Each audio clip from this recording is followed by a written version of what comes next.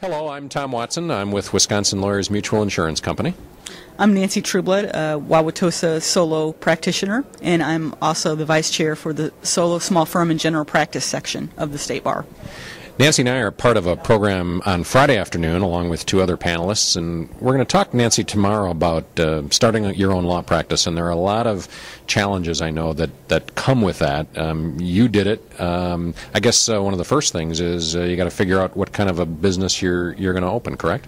That's really the starting point. You need to find out or think about what business entity you want to open up as. I mean, there's different things. If you want to just be just like mom and pop shop, just like the corner store, you can be, you don't need to have any sort of limited liability organization to your, but if you do want to practice as a limited liability organization, there are not only Wisconsin Department of Institutions rules you have to follow, but also State Bar registration that you have to accomplish.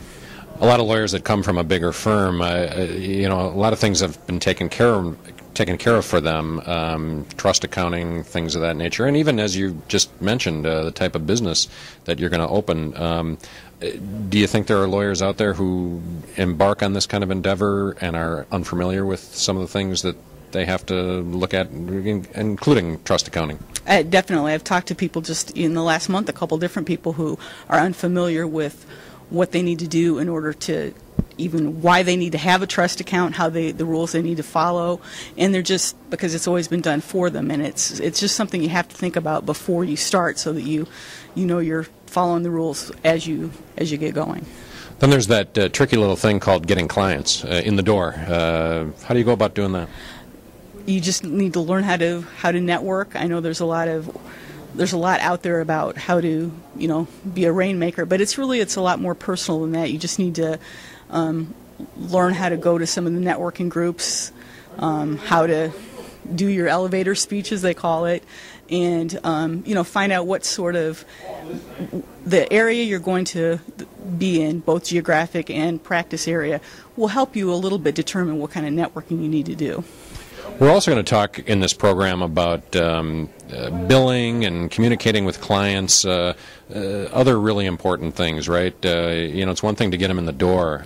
It's how to communicate with them, how to serve them well, and ultimately keep them as clients and get others. Yeah, you really should have a system of, what letters you're going to send out at various points in the representation, all of your procedures and forms and everything. You need to have those in place really before you have a client walk in your door.